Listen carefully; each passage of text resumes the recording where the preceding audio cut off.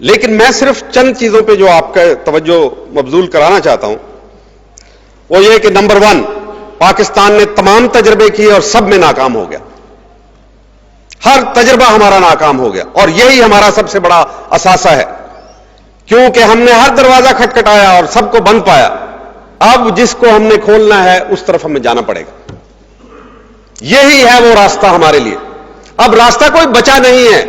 اگر یہ حکومت سمجھتی ہے یا اس سے پہلی حکومتیں یا جو آنے والے لوگ جو آنکھیں جمائے بیٹھے ہیں کہ ہم آ جائیں، ہمیں اقتدار مل جائے، اگر وہ سمجھتے ہیں کہ کوئی اور نظام چلا کے یہاں پہ معاملات ٹھیک ہوں گے تو یہ نہیں ہوگا.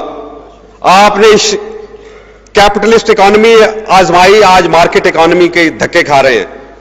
آپ نے سوشلسٹ اکانومی دیکھی، آپ نے مکسڈ اکانومی دیکھی، آپ نے پریزیڈنشل فارم آف گورنمنٹ دیکھا، آپ نے مارشل لاز دیکھے مختلف نوعیتوں کے، آپ نے کنٹرول جمہوریت دیکھی، آپ نے پارلیمنٹری فارم دیکھی، آپ نے پریزیڈنشل فارم آف گورنمنٹ دیکھی. کون سی چیز ہے جو چھوٹے سے تھوڑے سے عرصے میں پاکستان نے نہیں آزمائی؟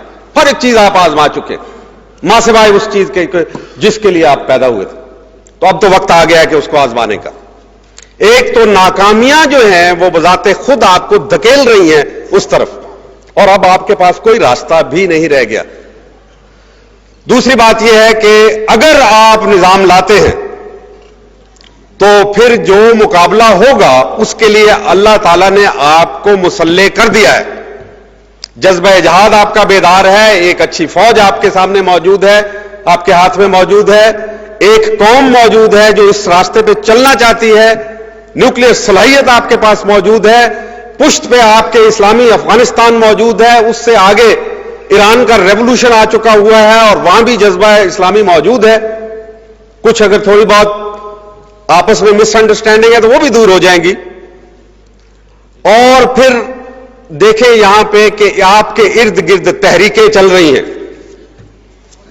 تو چنانچہ پاکستان کو کرنا کیا ہے؟ ساری چیزیں مکمل ہیں.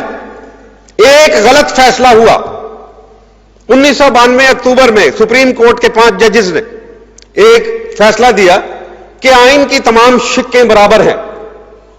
یہ ایک مقدمہ لے کے گئے تھے ہمارے کچھ دوست 1992 اکتوبر میں کہ قرآن و سنت کو سپریم لا قرار دیا جائے. آرٹیکل 2A جو ہے قرارداد مقاصد وہ سپیریئر ہے باقی، تاکہ دوسرے اس کے تابع ہو جائیں. تو وہ کہا گیا نہیں جناب، Anglo Saxon interpretation of law یہ ہے، کانسٹیٹیوشنل انٹرپریٹیشن، کہ تمام شقیں جو ہیں ان کی مساوی حیثیت ہے، اور یہیں پہ بیڑا غرق ہو گیا. آج آپ کے پاس وقت ہے. جنرل پرویز مشرف کو سپریم کورٹ نے اجازت دی ہے کہ وہ آئین میں ترمیم کر سکتے ہیں. یہ ترمیم وہ جو کریں گے وہ ہمارے خلاف بھی ہو سکتی ہے خدا نخواستہ، اور ہمارے حق میں بھی ہو سکتی ہے، صرف اگر وہ آرٹیکل 227 میں جہاں کہا گیا کہ قانون کیا ہوتا ہے، کہیں کہ قانون وہ ہے جو قرآن و سنت میں دیا ہوا ہے، پیریڈ.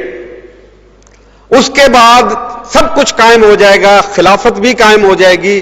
یہ ایک ایسی شفٹ ہوگی جیسے رڈر کی ایک شفٹ سے ایک جہاز اپنی منزل دوسری طرف بدل لیتا ہے، اگر صرف یہ کر لے.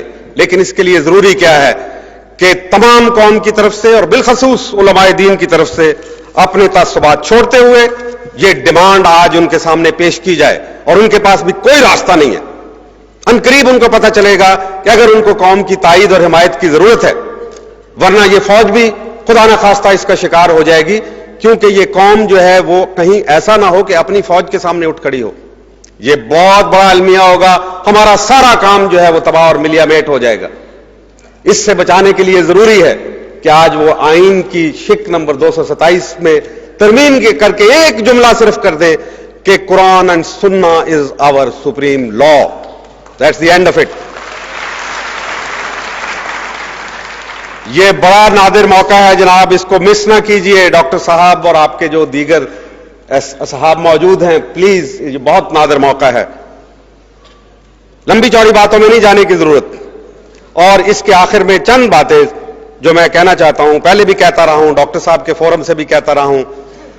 اتحاد قائم کریں. اگر ہماری منزل صرف اسلام آباد نہیں ہے، اسلام ہماری منزل ہے، تو پھر ہم الگ الگ راستوں پہ کیوں چل رہے ہیں؟ اگر تو منزل اسلام آباد ہے پھر تو سمجھ میں آتی ہے کہ کئی راستے اسلام آباد کو جاتے ہیں، لیکن اسلام کو تو صرف ایک ہی راستہ جاتا ہے، پھر ہم سب چل کے مل کے کیوں نہیں چلتے اس پہ؟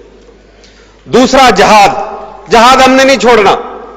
یہ بہت سارا زور پڑ رہا ہے جہاد کے لیے. ہماری دو چیزوں سے ان کو اب تکلیف پہنچ رہی ہے، ہمارا جہاد اور ہماری نیوکلیئر صلاحیت. تیسری چیز نیوکلیئر صلاحیت. خدا را اگر جب بھی آپ نے نظام لگانا ہو، آپ کو ایک پاورفل ڈیٹرنٹ کی ضرورت ہے، کیونکہ اس ڈیٹرنٹ کے ذریعے سے آپ ایک ڈائیلاگ کھول سکیں گے. میری اسٹریٹجی جو میں نے ورک آؤٹ کی ہے وہ ہے ڈیفائنس، ڈیٹرنس اینڈ ڈائیلاگ.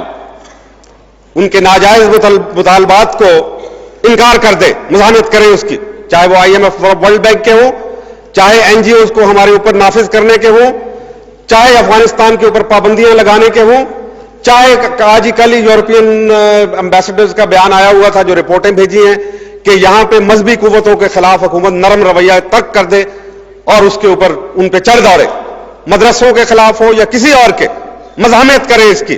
یہ ناجائز مطالبات ہیں. نمبر 2 ڈیٹرنس، جہاد کی شکل میں، متحد قوم کی شکل میں اور نیوکلیئر صلاحیت کی شکل میں. یہ ہمارا ڈیٹرنٹ موجود ہونا چاہیے کہ تم اگر ہاتھ لگاؤ گے تو پھر نتائج بھی تم اس کے بھگتو گے.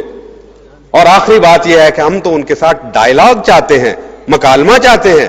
یہودیت اور صہیونیت کے ساتھ، عیسائیت کے ساتھ ہمارا ٹکراؤ نہیں ہے. ہم تہذیبوں کا ٹکراؤ نہیں چاہتے، ہم تہذیبوں کا ملاپ چاہتے ہیں. اسلام ملانے والی چیز ہے، تقسیم کرنے والی چیز نہیں ہے. لہٰذا ہمارے ساتھ مکالمہ کرو، جیسا کہ اللہ تعالیٰ نے خود فرمایا، آؤ نا اس کلمے کی طرف جو ہم سب کے درمیان مشترک ہے.